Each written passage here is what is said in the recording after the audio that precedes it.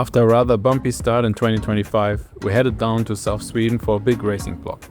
The legs were feeling better from race to race, but so were the races getting tougher and tougher. 4 races within a week, including a UCI 1.2 race, meant full focus both inside as well as outside of the races. We packed the car and headed down to Skåne with my family, where we decided to spend the week at our summer place in between races and have some time off as well. Let me walk you through how last week went.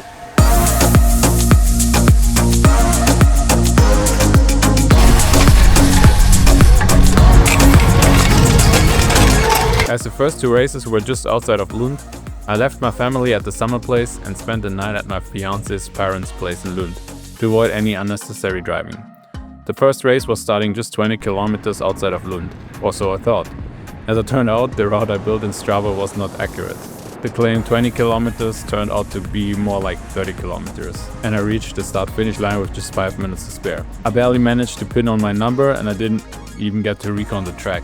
I rolled up to the start where everyone was already lined up, ready to roll. I was never so unprepared for a race. Not a great start. Sadly, I also lost the ND filter while mounting the camera to my bike, so all the footage is overexposed and not so nice to look at. I'll keep this one short. With 2 teams having around 10 riders each at the start, I knew I couldn't respond to all attacks and had to rely on instinct for which moves to follow. My backup plan was to let the promising break form and try to pitch over.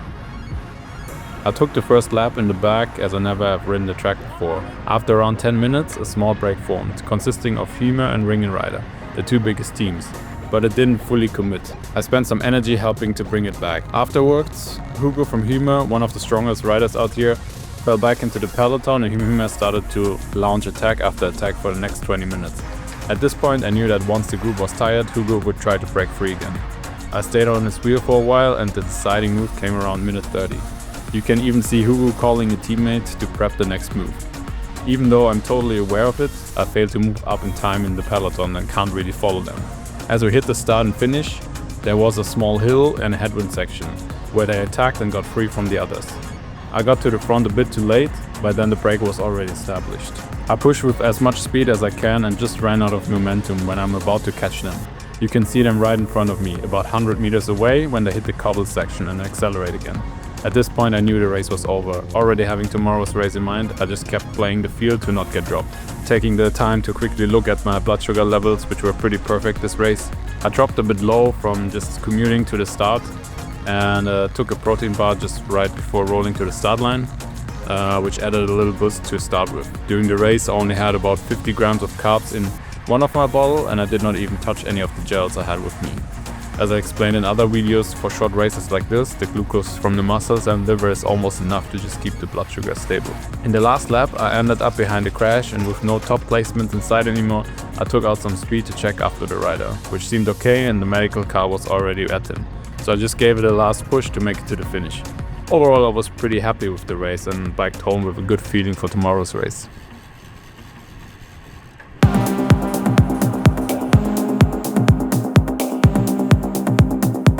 Day 2 was also the next race in the SWE Cup, Lyngbyloppet. Pretty flat 10-kilometer course, which we do 14 times, and mostly gets tough due to its open location and wind conditions. It was not too windy that day, but still some crosswinds to be aware of. After a good night's sleep and my usual breakfast, it was time to head out to the start, where I would meet up with the rest of the team, who made their way down to Skåne as well. So not racing alone this time, which is always nice.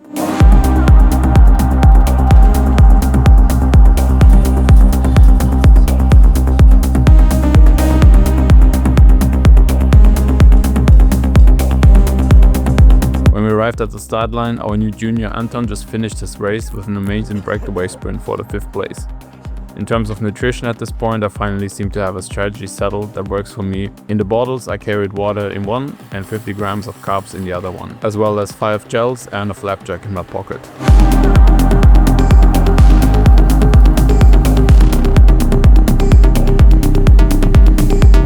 Warm up done, around 10 minutes left until the start. I had an initial spike a little bit, like usual, right before the start of races. It's going down right now quite a lot. So I'm going to have a training bar, which has 30 grams of carbs. Take that to stabilize the blood sugar a little bit. And then we start soon, so I think the blood sugar will rise a little bit anyway. So we'll go for that now. See how it goes. Track looks super nice. Weather is pretty decent now. It's even blue in the background, even though it's also raining a tiny bit. But yeah, let's see how it goes. We'll show some race footage now, hopefully, if everything worked out. Our goal as team was to cover all attacks, and this is something we did really well in this race. While I'm still sitting in the back in the first lap, we have both Jean and Perrin in the front covering the first shots. After 15 minutes, I move up to the front and start to do my part. Eventually, our work pays off and teammate Per ends up in the break with a few other guys, which is a great situation to be in, as it takes away the pressure from us.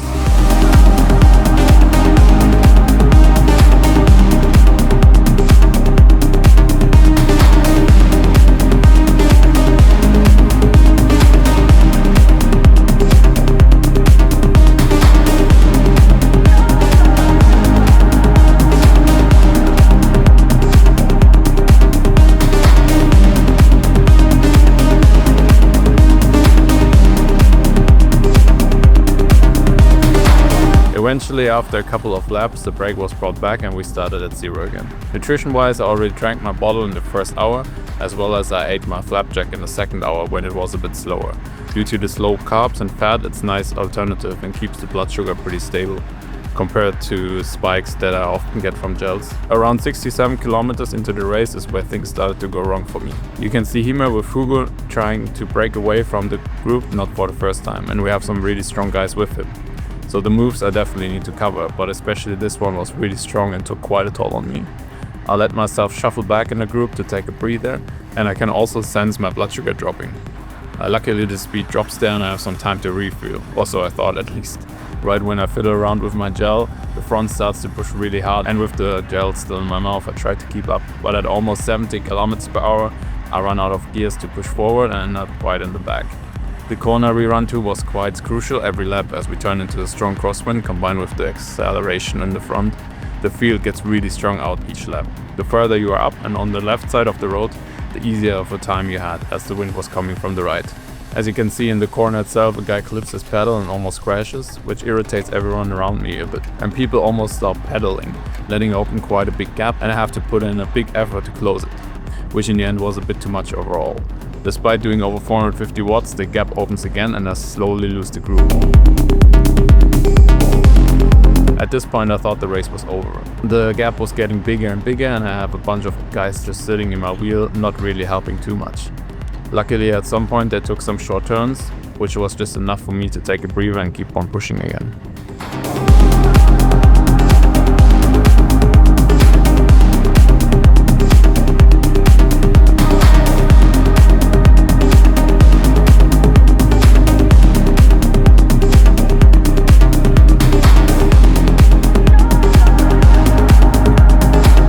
Eventually we see the convoy in the front, exactly at the same corner where we just lost the group. We managed to catch them again and luckily the pace eases off a bit more so we can take a breather. In the end it was a super unnecessary mistake, especially because most of the race I positioned myself really well in that corner. A mistake that did cost me a lot of energy and I could also slowly feel my legs cramping up. What I then learned when I just got back to the group is the reason for the acceleration were two guys who successfully managed to break away from the peloton. Eventually the gap opens to over 4 minutes, but at that point I'm just surfing the peloton trying to gain some energy again, while the other teams try to get organized and bring back the break. An hour later the legs and body feel actually pretty good, so I come to the front and try to help bring back the break. But sadly as soon as I push over threshold my legs start cramping up again. So at this point I'm not much of a help anymore, which I'm quite disappointed about because those efforts are the ones that suit me the most. The camera dies after around 3 hours of racing, but not much happens anymore in the end. We managed to close the gap to around 2 minutes or something like that, but we end up in a bunch sprint for top 5 or so. On top of that, my blood sugar management was also really good. As you can see from the graph, every time I started to drop, I reacted fast and it got up again. In the end it was maybe a tad too high, but still okay, and I don't think it was directly related to my cramps. I could have probably skipped the last shell without any problems and would have been totally fine, but that's something always hard to predict. In total I drank my bottle with 50 grams of carbs, had 2 gels and a flapjack that also had 50 grams of carbs and 20 grams of fat. That was perfect and that's something that I will also take with me into the next races. I think we did really well countering most attacks. Jean finished place 15, which is pretty good for us. I think there's a lot we can still improve. But yeah, we're still a very new team to this and doing better and better with every race. So pretty happy how it's turning out. Now heading back to our summer place close to Båstad, and there we'll pick up some pizza and enjoy some time, have an easy week, and then Saturday we'll race again, which will be Giro Himledalen, which is a UCI 1.2 race. We have 6 guys at the start line, 180 kilometers, really nice track, my favorite race of the year usually. So let's see how that goes. It will be really hard and also very new for us. A lot stronger teams there probably as well, more organized teams. So looking forward to that. Oh yeah, pizza first.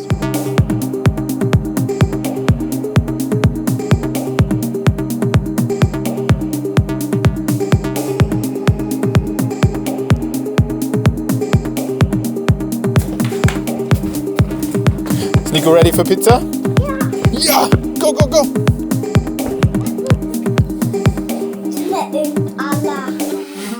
Alla fick jag till nu. Det blev bra. Bra med pizza.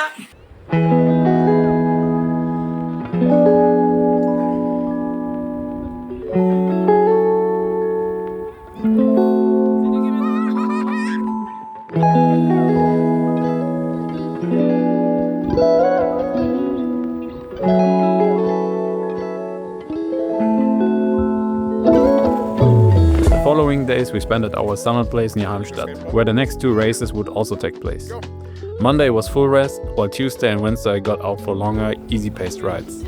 Thursday was a short recovery ride with some fika and family, and Friday I attempted some leg openers, but even threshold power for 5 minutes felt horrible. Not the best sign before my biggest road race so far, Giro Himledalen, a UCI 1.2 race. Despite being only our second full season as a Swedish elite team, we managed to secure a wildcard to the race. It's also my favorite road race of the calendar, so I was excited and motivated, even knowing how hard it would be with several Conti teams on the start list.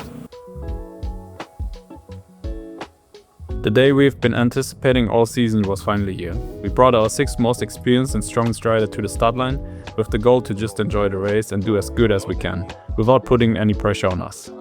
Alright, so arrived at the start and finish. Going to pick up the numbers now for our team. I think here all the big cars will line up. See where we can find the numbers. I think somewhere there, where everyone else is waiting. So going to pick up them, and then we have a team manager briefing, which I will attend, some sort of security briefing, and then hopefully the rest of the team will arrive after. So let's see. When I picked up our numbers and got our license checked, the commissar asked the details of our team manager. They were surprised and could not believe that we had no team manager or support car, which shows a bit on how the level is we are coming from. Okay, team manager meeting done. Picked up the numbers. I think we're the only team without a team car. It will be really interesting. They looked at me really weird, but yeah, we're a really new team. Don't have too many resources, and yeah, just trying to make our way a little bit up.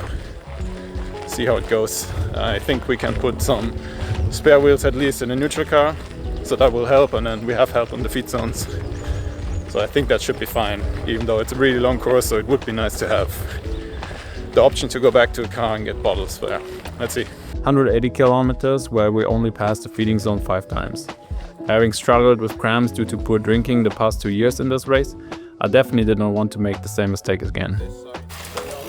Alright, pinned the number, both on the back of the suit as well on the bike. Need one more bottle. Everything prepared here. I don't know which one was mine again. No, not this one. This one.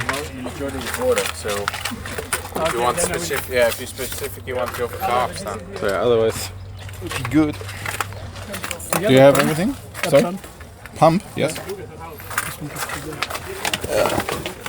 To validate the pressure. Validate the pressure. Okay, quickly checking the blood sugar now. Currently sitting at 7.2. As you can see, I had a huge spike after breakfast. I have no idea what happened. Same breakfast as always, protein pancakes, same portion, injected the same as always, and it just spiked up. I actually injected double the amount on the way here, just to get the blood sugar to a normal level. So yeah, not ideal. Drank a lot of water, so hopefully don't dehydrate. That's always the biggest downside from having really high blood sugar. But yeah, otherwise, half an hour to roll, going to warm up a little bit, and then see how it goes.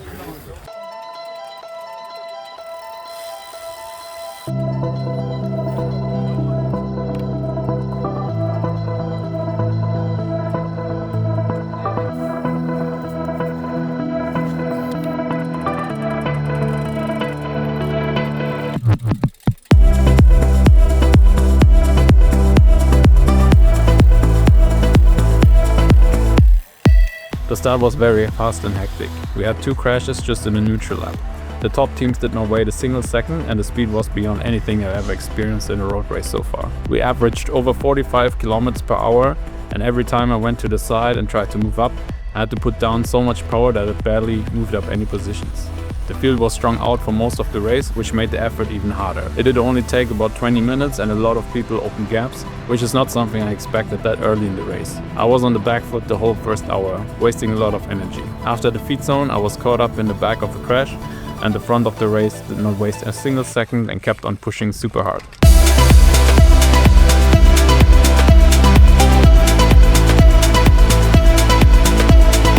Me and another Danish rider kept on working and tried to bridge over back to the peloton, while overtaking dozens of guys who were dropping out. A sticky bottle on a short hill meant I had to let the wheel go, and at this point I was pretty cooked. Haven't been able to take a single sip from my bottle so far. I was facing another 40 kilometers or so of headwind alone.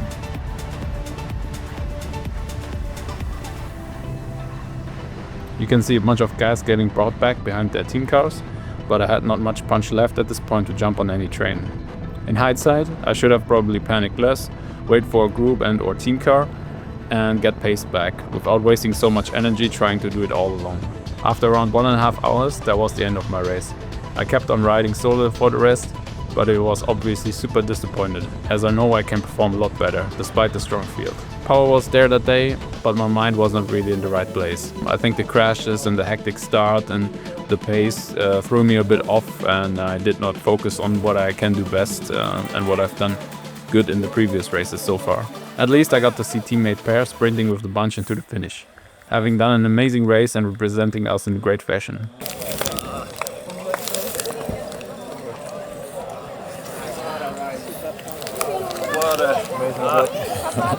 Good job. Super strong. Did you get behind the first crash? Or Yeah. Man, after it was the crash and then the crosswind, like I was just behind you. There was some guy in front of me. That's Alex. I was so... Oh, there he is. Thanks for cheering me up. I was trying to get you on the wheel there. Yeah, I had to sprint after the crash and it's all on. All these hills that I didn't think that much about in the first lap. Yeah, I got split and it was hard when I started going like this. I have some left from the one I got from you. Oh, perfect. Oh, that's funny because there were like 3 guys from the Dutch team, and they were complaining that it's like the south of the Netherlands, and it's like really hilly. So they were all complaining that was way too hilly. I mean, for the Netherlands, it's understandable. I was more rolling hills than I thought, and I remembered from the first lap. That was okay, and now it was. It was so hard sometimes. You go like 80 kilometers down, you know, Yeah. and then you don't have gears and you're like spinning. And I had this, the chain was popping again, so I didn't want to go on the smallest. And that was a...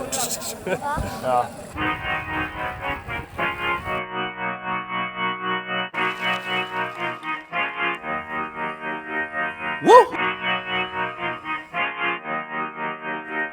Woo!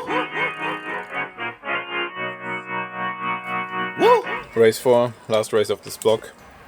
It's Lyngbyloppet, and if you've seen the footage now until this point, I guess. You know that yesterday went really bad. Really had higher expectations, so yeah, not going into this with too much confidence, especially because I did it last year and also had a really bad result. We have a 3 kilometer gravel section with a climb, which we have to do. So that will be really tough because it's the same teams as yesterday. They will make it really, really fast. We also have a headwind section, but yeah, let's see how it turns out. What the you think I do it for? Do it for? Hey, looking in the mirror, you the go, hey, I've been out here grinding 24, so in the mirror, you the go, hey. With a starting field of around 120 guys, hitting the gravel sector and climb in the front would be a deciding factor. First lap went pretty okay and I was in position 30 or so, but a crash in the corner took out a lot of speed. Many people struggled with the gravel sector, which was initially downhill and outfit packing difficult. This meant we lost valuable seconds to the front, and on the climb I had to navigate around several riders already going backwards. Going over the finish line and back on tarmac, the group had quite a distance already, but we found a few guys and managed to pace back. After that it was rinse and repeat. Got myself in a decent position in the group, just to lose the group again on the climb and pace back. It's terrific. Yeah. It's a job I hate, that's why I love the critics. Okay. Self-made, I ain't gotta ask permission. No way. Turn my pain into fire, no ignition. Okay. Only when the money talk, when I listen. Okay. I put the city on my back and they're dissing? Huh? Look, what the you think I do it for? Do it for? Hey, looking in the mirror, you the go, hey, I've been out here grinding 24, so in the mirror, you the go, hey, what the you think I do it for? Do it for? Hey, looking in the mirror, you the go, hey, I've been out here grinding 24, so in the mirror, you the go. The problem was that I started to run out of guys to work with, and after lap 6 I was solo. But I kinda just kept pushing to the finish as fast as I can. In terms of blood sugar, I just went for the same strategy as all week, which has been working great and even better today. As we had help with the bottles, I started with 2 500 milliliter bottles, but the same 50 grams in one of them, and just water in the other one. Just finished Lyngbyloppet, last race of this block. I'm pretty happy with the result overall. It was really, really tough. The speed was extremely high. I think I finished in 3 hours and 18 minutes. That was about the winning time last year, I think. The level was really, really high as expected, as it was more or less the same starting field as yesterday. I could hold on for quite a while, but the hill cost a lot of energy for me and I always had to chase back, which was not ideal, but nothing I could do about. Kept on pushing the last 4 laps alone, but the speed was still pretty high. Managed to average around 40 kilometers per hour, so pretty happy with that. That's it. Gave me a bit more confidence now after yesterday's really bad race. Now it's a little break for road racing and we have a mountain bike race coming up, so I'm really excited about that, and then also some gravel, so taking a step away from road, do something else, which is always nice to mix things up.